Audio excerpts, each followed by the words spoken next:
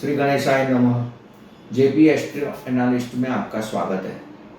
आज हम कुंडली मिलान की बात करेंगे, लेकिन इससे पहले हमारा डिस्क्लेमर ध्यान से सुन लीजिए। हमारी ज्योतिषीय सेवाएं या इस वीडियो के कंटेंट का उपयोग आप अपनी जिम्मेदारी से करें, और यदि इसके उपयोग से किसी भी प्रकार की आपको हानि होती है तो उसके लिए हम जिम्मेदार नहीं हैं। Thank you. तो अब हम कुंडली मिलान की बात करते हैं। कुंडली मिलान का सीधा संबंध शादी से है, और आपको पता है कि शादी के लड्डू जो खाए वो भी पचता है और जो ना खाए वो भी पचता है।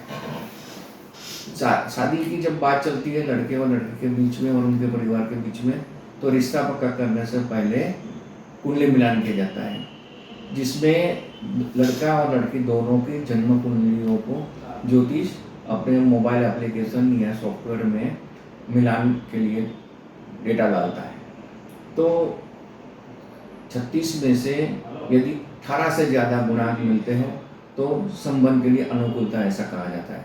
इसके अलावा मंगल और शनि दोष को भी ध्यान में रखा जाता है। ये प्रक्रिया सिर्फ 10 मिनट में हो सकती है। तो इस तरह से जो कुंडली मिलान किया जाता है उसके आधार पर दोनों का भावी जीवन का निर्णय किया जाता है।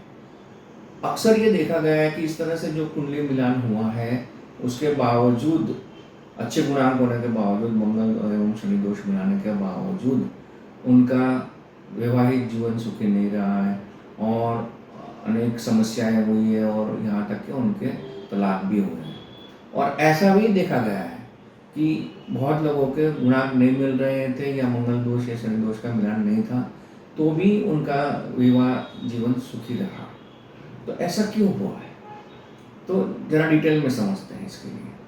सबसे पहले हम वैदिक ज्योतिष के जो हमारे प्राचीन महर्षि, जैसे महर्षि पराशर, महर्षि वराहमिहिर इत्यादि ग्रंथों का बारे में जानकारी लेते हैं।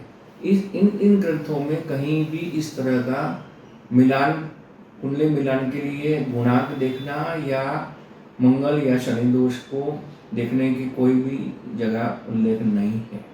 ये जो भी अभी कर रहे हैं, इंस्टेंट मिलान की प्रक्रिया कर रहे हैं, ये मध्यकालीन युग में से डेवलप हुआ है। दरअसल में कुंडली मिलान के लिए हमें टोटालिटी में दोनों की कुंडलियों को देखना चाहिए।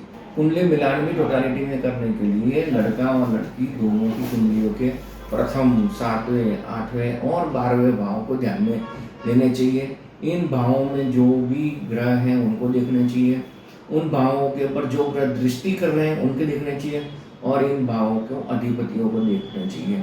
इन सब को देखकर दोनों का वैवाहिक जीवन का सुख, स्वास्थ्य, आयुष्य, संतान योग इत्यादि को ध्यान में रखकर कुंडली मिलान करना चाहिए। ये 10 मिनट में होने वाला काम नहीं है। तो इस तरह से कुंडली मिलान करने से दोनों का भावी जीवन सुखमय होने की पूरी संभावनाएं बनती है। Thank you.